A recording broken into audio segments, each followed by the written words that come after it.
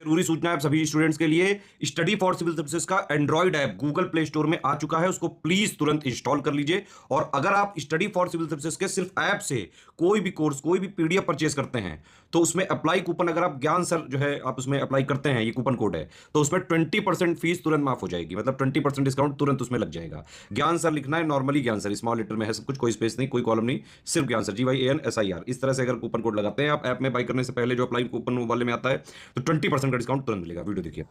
नमस्कार दोस्तों ये वाला वीडियो यूनियन बजट 2024-25 का है, जो यूपी पीसीएस में इस साल आना है आपके, जिसके प्रश्न, उसके मोस्ट इम्पॉर्टेंट जितने प्रश्न हैं, मोस्ट एक्सपेक्टेड जो सवाल बन सकते हैं, एज अ ग्लांस इसको हम लोग इस वीडियो में देखने की कोशिश करेंगे।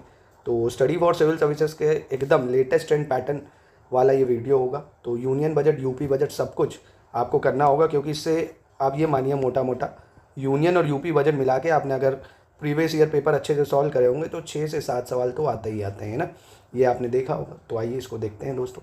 तो सबसे पहले बात करें, कह रहा है बजट में निम्नलिखित में से किस नीति अनिश्चितता के कारण विकास के लिए महत्वपूर्ण नकारात्मक जोखिम और मुद्रास्फीति के लिए सकारात्मक जोखिम उत्पन्न हो सकता है।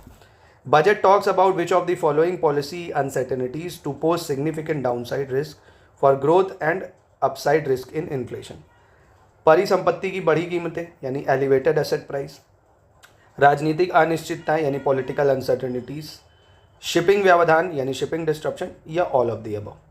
तो क्या होगा इसका सही उत्तर? देखिए, बजट में ये चीज़ दी गई है कि इन पॉलिसीज़ के कारण ग्रोथ में दिक्कत आ सकती है, तो ये तीनों ही ऑप्शन इसके सही हो जाएंगे। आपको ये पॉइंट याद रखना है, परिसंपत्ति की बड़ी कीमतें, राजनीतिक अनिश्चितताएं और शिपिंग व्यवधान। नोट भी चाहे तो आप बना सकते हैं इसके, नहीं तो बजट का जो हमारे पेड ग्रुप में लोग हैं एक्सक्लूसिव, उनको पीपीटी दी गई होगी जो मोस्ट एक्सपेक्टेड क्वेश्चन है। तो स्टडी फॉर सिविल सर्विसेज की अभी भी आप स्टडी मटेरियल, जिसमें union budget, UP budget, current affairs का पूरा सपोर्ट और लेटेस्ट नोट्स लेके तैयारी कर सकते हैं। चलिए अगला प्रश्न देख लेते हैं। अगले प्रश्न क्या कह रहा है? अगला कह रहा है कि अंतरिम बजट में निम्नलिखित में से कौन सी 4 प्रमुख जातियों का उल्लेख किया गया है? 4 मेजर कास्ट मेंशन इन अंतरिम बजट। ब्राह्मण, क्षत्रिय, वैश्य या कोई नहीं। तो इसका आंसर हो जाएगा कोई नहीं, क्योंकि जो 4 जातियों को मेंशन करा गया उसका मतलब है यहाँ पे क्या कि 4 मेजर कास्ट पे फोकस करा जाएगा, जैसे गरीब, ठीक, महिलाएं, युवा यानी यूथ, और अन्नदाता यानी फार्मर, है ना। तो ये मेजर 4 लोग हैं जिन पे फोकस करा जाएगा, इंपॉर्टेंट है, गरीब, महिलाएं, वुमेन और आपकी अन्नदाता और युवा, ठीक है। अगला प्रश्न कह रहा है निम्नलिखित में से कौन बजट की 9 प्राथमिकताओं में शामिल नहीं है? Which of the following are not among the 9 priorities of budget. तो आपको ये पूरी 9 प्रियोरिटीज़ याद करनी होंगी दोस्तों। शहरी विकास, वित्तीय सुरक्षा, विनिर्माण सेवा या बुनियादी ढांचा। कौन नहीं शामिल है इसमें? तो इसमें जो फाइनेंशियल सिक्योरिटी, इसको शामिल नहीं करा गया। कौन से वो 9 पॉइंट है, एक बार आप यहाँ पे देख के नोट कर सकते हैं। जैसे 9 प्रियोरिटी हैं, productivity and resilience in agriculture, तो आप ऐसे याद कर लो, एग्रीकल्चर। एम्प्लॉयमेंट और स्किलिंग पे काम करा जाएगा। इंक्लूसिव ह्यूमन रिसोर्सेज डेवलपमेंट और सोशल जस्टिस पे काम करेंगे। मैन्युफैक्चरिंग एंड सर्विसेज पे, अर्बन डेवलपमेंट पे, एनर्जी सिक्योरिटी, इंफ्रास्ट्रक्चर है, रिसर्च डेवलपमेंट है और नेक्स्ट जनरेशन के रिफॉर्म है। तो ये 9 पॉइंट आपको नोट करने होंगे, एग्जाम में इससे सवाल बन सकता है, काफ़ी महत्वपूर्ण है। अगला प्रश्न कह रहा है बजट थीम विशेष रूप से किस पर केंद्रित है? बजट थीम क्या है इस बार की जो फोकस कर रही है? रोजगार और कौशल, SME, निम्न वर्ग या सभी? तो इसका जो थीम है वो है रोजगार और कौशल, एम्प्लॉयमेंट एंड स्किलिंग पे फोकस करा गया है इस बार, ठीक है। जैसा कि आप देख सकते हो, एम्प्लॉयमेंट स्किलिंग क्या है? एम्प्लॉयमेंट और skilling, MSME and middle class, है ना। तो SME की जगह MSME भी आ जाए तो आप कह सकते हो, और एम्प्लॉयमेंट स्किलिंग। अगला प्रश्न स्टेटमेंट बेस्ड है, ध्यान से पढ़ना है, कौन सा सत्य नहीं है। किसानों द्वारा खेती के लिए 32 खेत और बागवानी फसलों की 109 नई उच्च उपज वाली और जलवायु लचीली किस्में जारी की जाएंगी। अगले 2 वर्षों में देश भर में 1 करोड़ किसानों को प्रमाणीकरण और ब्रांडिंग द्वारा समर्थित प्राकृतिक खेती में शामिल किया जाएगा, और कार्यान्वयन वैज्ञानिक संस्थानों और इच्छुक ग्राम पंचायतों के माध्यम से होगा। 20,000 आवश्यकता आधारित जैव इनपुट संसाधन केंद्र बनेंगे, और नाबार्ड के माध्यम से झींगा पालन, प्रसंस्करण और निर्यात के लिए वित्त पोषण की सुविधा की जाएगी। तो यहाँ पे गलत जो है वो ये है कि 10,000 ना कि 20,000 need based bio input resources centre बनेंगे, यानी जैव इनपुट संसाधन केंद्र बनेंगे। बाकी ये तीनों स्टेटमेंट बिल्कुल सही है, यहाँ पे 10,000 होना चाहिए, ठीक है। इसको नोट कर लीजिए प्लीज़, मैं नोट जरूर करिए, आप बोर फील करेंगे, पर ये सब सवाल आपके एग्ज़ाम में डायरेक्टली आएंगे ना। बार बार अगर एग्ज़ाम नहीं देना चाहते हैं, पेपर निकालना चाहते हैं, तो आपको थोड़ा लोगों से अलग बनना पड़ेगा, क्योंकि हर जगह SDM DSP नहीं दिखते हैं आपको, बहुत कम ही होते हैं, तो वो अलग से उनको ज़्यादा मेहनत करनी पड़ती है, लगातार इंडोर होकर आपको पढ़ना पड़ेगा अब 10 से 12 घंटे, क्योंकि समय बहुत कम है और काफ़ी डिस्टर्बेंस इधर हो चुका है ऑलरेडी। चलिए आगे बढ़ते हैं हम लोग। छठा डायरेक्ट वन लाइनर सवाल है, बजट के अनुसार कृषि और संबद्ध क्षेत्र के लिए कितना प्रावधान किया गया है? According to budget how much provision is made for agriculture and allied sector? तो एग्रीकल्चर और अलाइड सेक्टर को कितना पैसा दिया गया? 1.52 लाख करोड़। डायरेक्ट फैक्चुअल सवाल है, नोट कर लीजिए कितना, 1.52 लाख करोड़। अगला सवाल है, कह रहा है राष्ट्रीय सहयोग नीति किससे संबंधित है? नेशनल कोऑपरेशन पॉलिसी किससे संबंधित है? कोऑपरेशन अमंग पॉलिटिकल पार्टी यानी राजनीतिक दलों के बीच सहयोग, एग्रीकल्चर यानी कृषि, फूड प्रोसेसिंग यानी खाद्य प्रसंस्करण। तो इसका सही आंसर क्या होगा? इसका सही आंसर होगा डी, कोई नहीं। क्यों? क्योंकि ये जो आया है ये कोऑपरेटिव सोसाइटीज़ के लिए आया है, देख सकते हो। नॉन कोऑपरेशन पॉलिसी जो आई है, national cooperation policy, cooperative sector आपका रूरल इकोनॉमी की ग्रोथ के लिए और एम्प्लॉयमेंट अपॉर्चुनिटीज़ जनरेट हो उसके लिए, ठीक है। तो कोऑपरेटिव सेक्टर और रूरल इकोनॉमी पे मेन फोकस है नेशनल कोऑपरेशन पॉलिसी का। अगला प्रश्न देखते हैं, बजट के अनुसार कृषि के लिए डिजिटल सार्वजनिक अवसंरचना यानी डीपीआई, जिसको डिजिटल पब्लिक इंफ्रास्ट्रक्चर कहते हैं, कौन सा कथन सही है इनमें से? 3 वर्षों में किसानों और उनकी भूमि के कवरेज के लिए डीपीआई दिया जाएगा, 400 जिलों में डिजिटल फसल सर्वेक्षण बनाया जाएगा, जन समर्थ आधारित किसान क्रेडिट कार्ड जारी करा जाएगा। तो कौन सा सही है? तीनों स्टेटमेंट सही है, ठीक है। डीपीआई कवरेज होगा for farmers and there lands for 3 years, digital crop survey होगा 400 डिस्ट्रिक्ट में, और जन सामर्थ बेस्ड किसान क्रेडिट कार्ड इशू करे जाएंगे। तीनों स्टेटमेंट बिल्कुल सही है। अगला मोस्ट इंपॉर्टेंट सवाल, इस तरह के प्रश्न जरूर पूछे जाते हैं कि निम्नलिखित में से कौन 2024-25 में बजट में अधिकतम योगदान देगा? Income tax, corporation tax, GST या आपकी एक्साइज ड्यूटी? मोस्ट इंपॉर्टेंट सवाल। तो आइए इस पर एक नज़र मार लेते हैं। आंसर तो इसका इनकम टैक्स होगा, सबसे ज़्यादा यही दे रहा है योगदान। तो इस पर अगर आप नज़र मारेंगे, ये आपको मोटा मोटा डाटा, प्लीज़ इसको नोट करिए, रिक्वेस्ट है मेरी आपसे। इनकम टैक्स अगर आप देखोगे तो 17% आ रहा है, सॉरी कॉर्पोरेशन टैक्स कितना है? 17%। इनकम टैक्स 19% आ रहा है यहाँ पे। कस्टम ड्यूटी 4% है, यूनियन एक्साइज ड्यूटी 5% है, जीएसटी 18% आ रहा है यहाँ पे, यानी इनकम टैक्स से 1% ही कम है। नॉन टैक्स रिसीव 9% है, नॉन डेट कैपिटल 1% है। तो ठीक है, आपको याद रखना। और बोरोइंग अदर लाइबिलिटी 27%। तो सबसे ज़्यादा अगर टैक्सेस की बात करेंगे तो इनकम टैक्स है। ओवरऑल तो बोरोइंग उधार वगैरह ज़्यादा है सरकार पे, पर वो यहाँ ऑप्शन नहीं था, तो इसलिए हमें टैक्स में अगर पूछना था तो आयकर हो गया, ठीक है। मोस्ट इंपॉर्टेंट है, इसको जरूर नोट करो। अगेन एक और इंपॉर्टेंट सवाल, हालांकि ये सारे ही जो है ये पूरे इंपॉर्टेंट ही सवाल है, पर ये सब ज़्यादा महत्वपूर्ण है। जैसे बजट 2025-24 के अनुसार किस पर अधिकतम व्यय होगा, खर्चा किस पे ज़्यादा होगा? State share of taxes and duties, interest payment पे, डिफेंस पे या पेंशन्स पे? तो आइए इस पर भी एक नज़र मार लेते हैं हम लोग।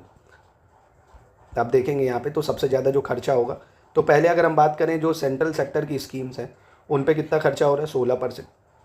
ब्याज और इंटरेस्ट देने में 19%, डिफेंस में 8% खर्चा हो रहा है, सब्सिडीज़ देने में 6%, फिनेंस कमीशन और अदर ट्रांसफ़र जो होगा 9%, और state share of taxes and duties जो कि सबसे ज़्यादा है 21%। यानी करों और शुल्कों में राज्यों का जो हिस्सा है वो ज़्यादा है 21%। पेंशन कम है 4% ही है, अदर एक्सपेंडिचर भी 4 है, सेंट्रली स्पॉन्सर्ड स्कीम भी 8 है। तो प्लीज़ प्लीज़ प्लीज़ इस डाटा को भी एक कॉपी बनाइए यूनियन बजट, और इसको भी नोट कर लीजिए, याद कर लीजिएगा। अगला प्रश्न, 2024-25 के अनुमान के अनुसार राजकोषीय घाटा सकल घरेलू उत्पाद का कितने प्रतिशत है? यानी जो फिजिकल डेफिसिट है वो जीडीपी का कितने परसेंट है? काफ़ी ज़्यादा महत्वपूर्ण सवाल है। तो जो फिजिकल डेफिसिट है वो जीडीपी का 4.9% है। अपने दिमाग में इस चीज़ को फिक्स कर लो या अपनी स्क्रीन पे लिख के रख लो, बहुत ज़्यादा महत्वपूर्ण है, एक सवाल बनने के पूरे चांसेस है। कितना है? 4.9%। ये जैसे आप देख सकते हो यहाँ पे मेंशन भी करा हुआ है। टोटल एक्सपेंडिचर इतने लाख है, इतने करोड़ है, पर आपको वो नहीं, आपको बस सिंपल ये रखना है 4.9% जो है फिजिकल डेफिसिट है। फिजिकल डेफिसिट आपको पता होगा क्या होता है। जैसे मान लीजिए आमदनी 98, खर्चा रुपया, इसका मतलब है फिजिकल डेफिसिट में परिवार कि आप कमा रहे हो 1000 रुपये, खर्चा कर रहे हो 1500 रुपये, 500 दोस्त से उधार ले रहे हो, है ना। तो ये फिजिकल डेफिसिट हो गया, आपको बस इतना याद रखना है 4.9%। आगे आ जाते हैं। बजट 2024-25 के अनुमान के अनुसार सकल कर प्राप्ति सकल घरेलू उत्पाद का कितने प्रतिशत है? ये भी इंपॉर्टेंट है। According to the budget 2024-25 gross tax receipt is estimated to about what percent of GDP? तो आइए इस पर भी एक नज़र मार लेते हैं हम लोग। ग्रॉस टैक्स रिसीट है कितनी एक्चुअली में 2024-25 में? तो आप देख सकते हो ग्रॉस टैक्स रिसीट का जो ट्रेंड चल रहा है 2024-25 की अगर बात करें तो ओवरऑल आपको 11.8% दिखेगा यहाँ पे। कितना? 11.8%, जिसमें से इनडायरेक्ट टैक्स है 5% के आसपास, और डायरेक्ट टैक्स है 6.8%। तो आपका आंसर जो होगा इसका क्या हो जाएगा? नन ऑफ दी अबव, क्योंकि आंसर होना चाहिए 11.8%। ठीक है, फिर से एक बार बता देता हूँ, भूल गए होगे। बजट 2024-25 के अनुमान के अनुसार जो सकल घरेलू उत्पाद है यानी ग्रॉस टैक्स रिसीट है वो कितने परसेंट है जीडीपी की? 11.8%। ठीक है। अगला सवाल योजना से रिलेटेड है। 2024-25 अनुमान के अनुसार निम्न में से किसके लिए सबसे अधिक आवंटन किया गया है? जल जीवन मिशन, मनरेगा, प्रधानमंत्री किसान सम्मान निधि और प्रधानमंत्री गरीब कल्याण अन्न योजना। तो आइए इस पर भी एक नज़र मार लेते हैं हम लोग, एक ओवरव्यू ले लेते हैं, ये आपको यहाँ से मिल जाएगी। देखिए, प्रधानमंत्री अगर गरीब कल्याण योजना की बात करें तो उसके लिए प्रेजेंट टाइम में कितना बजट रखा गया आप देख सकते हो, 1 10 100,000 10 लाख यानी 2,05,250 करोड़। प्रधानमंत्री किसान सम्मान निधि के लिए ऐसे ही रखा गया आपका 60,000 करोड़ के आसपास। 7,163 करोड़ जल जीवन मिशन के लिए है और मनरेगा के लिए 86,000 करोड़ रखा गया। प्लीज़ आई रिक्वेस्ट इसको याद रखिए, नहीं तो ये स्क्रीनशॉट ले लीजिए। मनरेगा के लिए यहाँ देख रहे हो 86,000 करोड़। रोड वर्क्स यानी सड़क परिवहन मंत्रालय के लिए बहुत है 1,15,000। जल जीवन मिशन 70,000 करोड़ रुपए। National highway authority of India के लिए भी काफ़ी पैसा दिया है 1,68,464 करोड़। सबसे ज़्यादा पैसा जो आवंटित हुआ है गरीब कल्याण जो योजना है प्रधानमंत्री की 2,05,250 करोड़। प्रधानमंत्री किसान सम्मान निधि के लिए 60,000 करोड़। 45,000 करोड़ पोषण पर आधारित सब्सिडी मिलेगी। पीएम आवास योजना के लिए 84,600। यूरिया सब्सिडी 1,19,000 और 68,635 नई लाइन गॉज कन्वर्जन वगैरह के लिए रेलवे में। प्लीज़ हाईली रिकमेंडेड है ये पिक्चर भैया सीतारमन की, एकदम इसको ले। एक काम कर दे रहा हूँ, ये ले स्क्रीनशॉट ले और इसको अपनी स्क्रीन पे लगा लो। 2 मिनट वो जो फोटो लगी हुई है महादेव की, मम्मी पापा की अपनी, उसको हटा के एक दिन इसको कर लो और इसको एकदम रटो भैया। एक सवाल इससे बनेगा, किससे कितना आवंटित हुआ या ज़्यादा किसको हुआ, कम किसको हुआ, ज़्यादा से कम में लगाओ, इस तरह का सवाल बन सकता है। अगला प्रश्न देखते हैं। 2024-25 बजट के अनुसार निम्न में से किसको सबसे अधिक आवंटन किया गया है? शिक्षा, रक्षा, कृषि या कोई नहीं? तो आइए इस पर भी एक नज़र मारते हैं हम लोग। तो यहाँ से एक ओवरव्यू आपको मिलेगा, ये यहाँ से ओवरव्यू ले लेते हैं। देखिए, डिफेंस मिनिस्ट्री को 6,21,940 करोड़, अगेन नोट करिए इसको। रूरल यानी गाँवी क्षेत्रों के लिए 2,65,000 करोड़ रुपए अलॉट हुए हैं। एग्रीकल्चर के लिए 1,51,851 करोड़। एजुकेशन के लिए 1,25,638 करोड़ आवंटित हुए हैं। आईटी सेक्टर के लिए 1,16,342, हेल्थ सेक्टर के लिए 89,287 करोड़। ये एनर्जी के लिए, सोशल वेलफेयर, कॉमर्स, इंडस्ट्री, तो सबसे ज़्यादा दिख रहा है आपको डिफेंस के लिए अलॉट हुए हैं।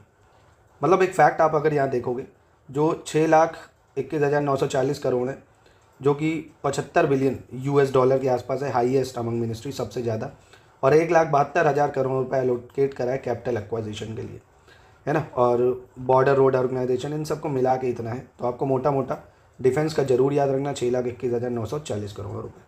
तो यहाँ पे आप समझ गए होगे सबसे ज़्यादा रक्षा मंत्रालय 6,21,940 करोड़। और इसको याद करते करते अगर मैं पीछे का आपसे पूछ लूँ कि यूनियन बजट के हिसाब से फिजिकल डेफिसिट कितना है, तो पक्का है आपके दिमाग से वैनिश हो चुका होगा, 4.9%। किसको किसको याद था ज़रा कमेंट में बताइए। अगले सवाल पे मूव करते हैं। 2024-25 बजट के अनुसार सही कदम लेना है, कौन सा सही है?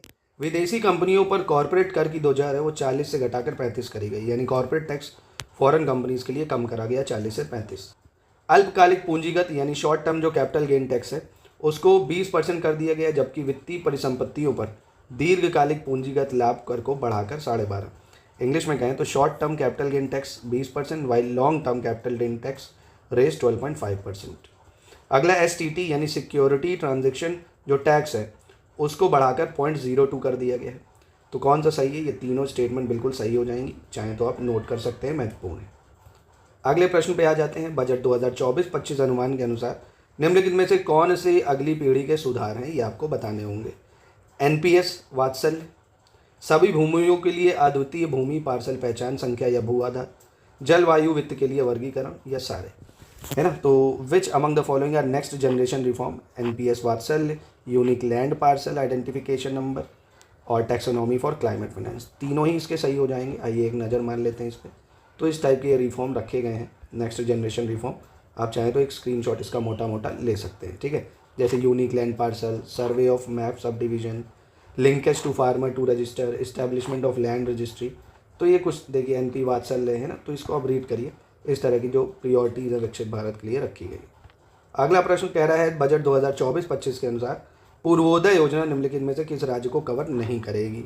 According to the budget Purvodaya plan will not cover which of the following state? Bihar, Jharkhand, Paschim Bengal या छत्तीसगढ़, किसको कवर नहीं करेगी? तो देखिए छत्तीसगढ़ को कवर नहीं करेगी। आइए इस पे भी एक ओवरव्यू ले लेते हैं, किसको किसको पूर्वोदय योजना कवर कर रही है। देखिए सबसे पहली चीज़ जो ईस्टर्न रीजन जितने, जैसे बिहार है, झारखंड है, वेस्ट बंगाल है, उड़ीसा है, आंध्र प्रदेश है, please please please again request करो मैं, इसको नोट करिए। बिहार, झारखंड, वेस्ट बंगाल, उड़ीसा, आंध्र प्रदेश, इसको कवर कर रही है ये कौन सी योजना? पूर्वोदय योजना। नाम से ही पता चल रहा है ईस्ट के जितने राज्य हैं उनके बेनिफिट के लिए बनाई गई है। अगला प्रश्न देखते हैं, कह रहा है बजट 2024-25 के अनुसार गलत बताना है कौन सा है। ठीक है, पूर्वोत्तर क्षेत्र में इंडिया पोस्ट पेमेंट बैंक की 100 से अधिक शाखाएं स्थापित की जाएंगी। कहाँ की बात कर रहा है? ये बात कर रहा है नॉर्थ ईस्टर्न रीजन में। फिर महिलाओं और लड़कियों को लाभ पहुंचाने वाली योजनाओं के लिए 3 लाख करोड़ से अधिक का आवंटन किया जाएगा। और भारत की आर्थिक वृद्धि को उज्ज्वल अपवाद बताया गया है। क्या बताया गया? उज्ज्वल अपवाद। आंध्र प्रदेश के लिए 16,000 करोड़ की विशेष वित्तीय सहायता दी जाएगी। तो यहाँ पे ये गलत है, बस 16,000 करोड़ की नहीं, 15,000 करोड़ की विशेष वित्तीय सहायता दी जाएगी आंध्र प्रदेश को। कितने की? 15,000 करोड़ की। इसके बाद अगला कह रहा है बजट 2025-24 के अनुसार गलत कथन। इसमें भी आपको बताना होगा कौन सा है। सिडबी यानी ओपन करेगा 26 नई ब्रांचेस एमएसएमई की। और मुद्रा ऋण सीमा पिछले उधारकर्ताओं के लिए 10 लाख से बढ़ के 20 लाख कर दी गई है। घरेलू संस्थाओं में 10 लाख तक के उच्च शिक्षा ऋण के लिए वित्तीय सहायता मिलेगी। और 5 योजनाएं 5 वर्षों में 4.1 करोड़ युवाओं पर ध्यान केंद्रित करेंगी, जिसमें 2 लाख करोड़ का केंद्रीय परिव्यय होगा। तो यहाँ पे जो गलत है, पहला गलत हो जाएगा। यहाँ 26 नहीं 24 ब्रांचें ओपन करी जाएंगी। कितनी? 24 ब्रांचें सिडबी ओपन करेगा एमएसएमई क्लस्टर की। बाकी ये सही है। मुद्रा लोन की जो बोरोइंग है उसको बढ़ाया गया 10 लाख से 20 लाख, और फाइनेंशियल सपोर्ट भी 10 लाख रुपए दिया जाएगा, और ये 5 स्कीम पे फोकस करेगी। अगला प्रश्न है बजट 2024-25 के अनुसार सरकार प्रधानमंत्री पैकेज के हिस्से के रूप में रोजगार से जुड़े प्रोत्साहन के लिए 3 योजनाएं लागू करेगी। ठीक है, कौन सी ये 3 योजनाएं होंगी भाई? ईपीएफओ में नामांकन, पहली बार नौकरी पाने वाले कर्मचारियों की पहचान पर ध्यान केंद्रित करना, और कर्मचारियों और नियोक्ताओं को सहायता प्रदान करना। तो सही है ये तीनों ही यहाँ पे, क्योंकि गवर्नमेंट इम्प्लीमेंट कर रही है 3 scheme employment link initiative as a part of PM package. ठीक है, ईपीएफओ में इन्वॉल्वमेंट होगा, फोकस करेंगे एम्प्लॉयमेंट पे, और सपोर्ट टू एम्प्लॉयज़, तीनों सही है। ठीक है, अगला देख लेते हैं।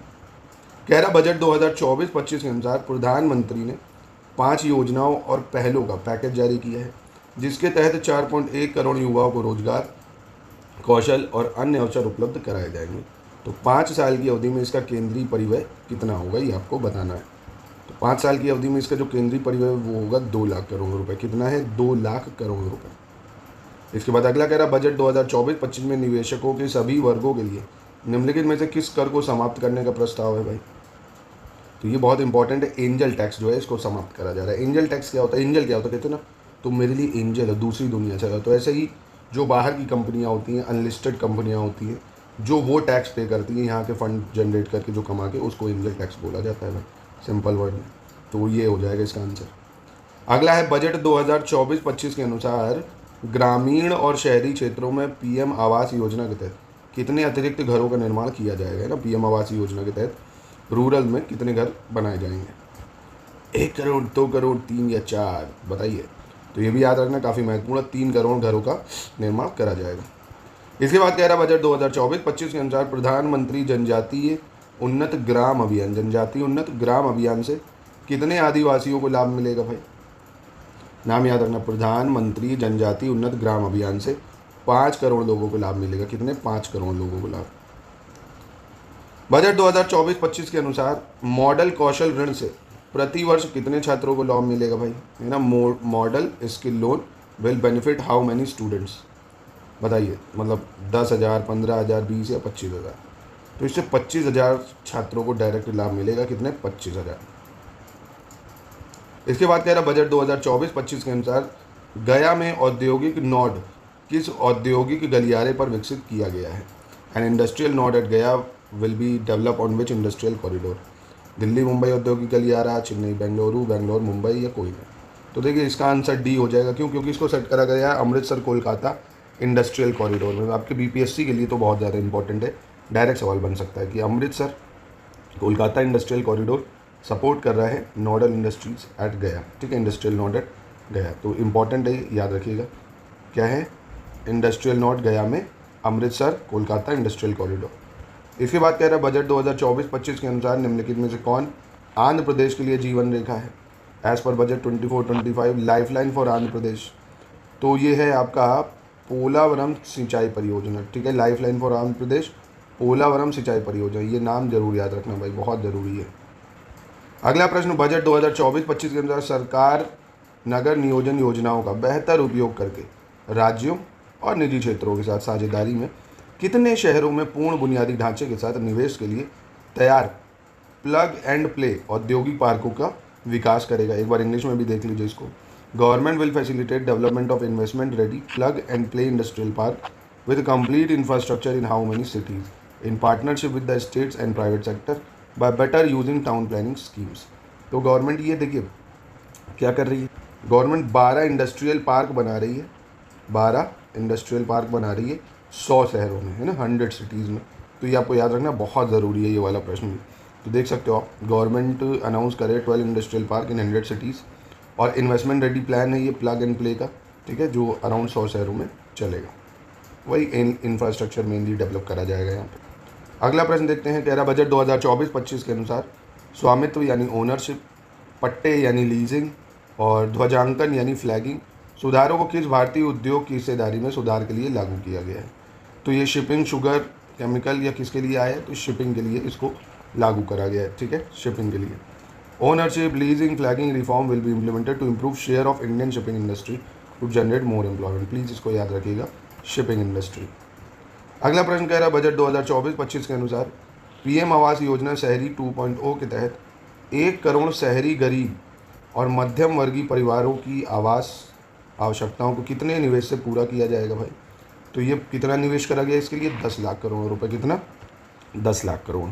तो आपको याद रखना है पीएम आवास योजना अर्बन की जो है 2.0, 1 करोड़ घर बनाए जाएंगे भाई और कितने का इन्वेस्टमेंट है, 10 लाख करोड़ रुपए का, 10 लाख करोड़। अगला प्रश्न है बजट 2024-25 के अनुसार अगले 5 वर्षों में चयनित शहरों में कितने साप्ताहिक हॉट या स्ट्रीट फूड हब विकसित किए जाएंगे। Next 5 year how many weekly haats और street food hubs will be develop in selected cities. तो दोस्तों हर साप्ताहिक जो हॉट या स्ट्रीट फूड को विकसित करा जा रहा है 100 सिटीज़ को रखा गया है ना, हर 100 स्ट्रीट फूड्स को गवर्नमेंट डेवलप करेगी 100 वीकली हार्ट्स और street foods under PM Svanidhi scheme, इनको ट्रांसफॉर्म करने के लिए। क्योंकि आप देख लो स्ट्रीट फूड कल्चर कितना चल रहा है आजकल, और वैसे भी गवर्नमेंट अब नौकरियां देना नहीं चाह रही, वो यही करी भाई, स्ट्रीट फूड लगाओ पैसा कमाओ, है ना आर ओ बनना है तो पहले सिफारिश लेके आओ।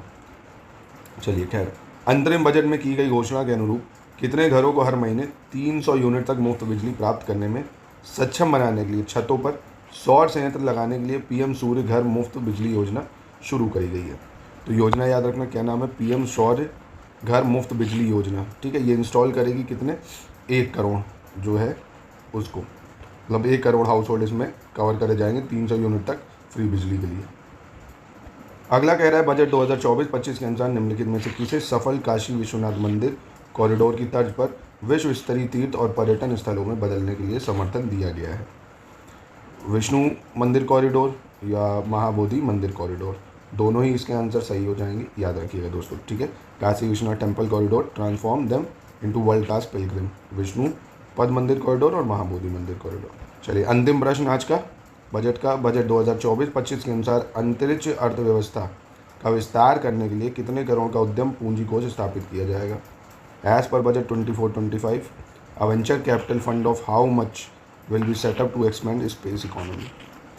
तो ये 1000 करोड़ रुपए का व्यवस्था कराई गई है, कितनी, 1000 करोड़ रुपए फंड रेज करे गए हैं अंतरिक्ष व्यवस्था या स्पेस इकोनॉमी के लिए, ठीक है। तो ये बजट का वीडियो यहीं करते हैं समाप्त। आई होप आपको सही लगा होगा ये, और प्लीज़ इसको अच्छे से पढ़ डालिए, लर्न कर डालिए, इससे कई सवाल आपको डायरेक्टली देखने को मिल जाएंगे। और इसके बाद मैं आपको यूपी बजट भी करा दूंगा दोस्तों, और अगर आप इसकी पीपीटी चाहते हैं तो आप हमारे स्टडी फॉर सिविल सर्विसेज से ले सकते हैं इसको।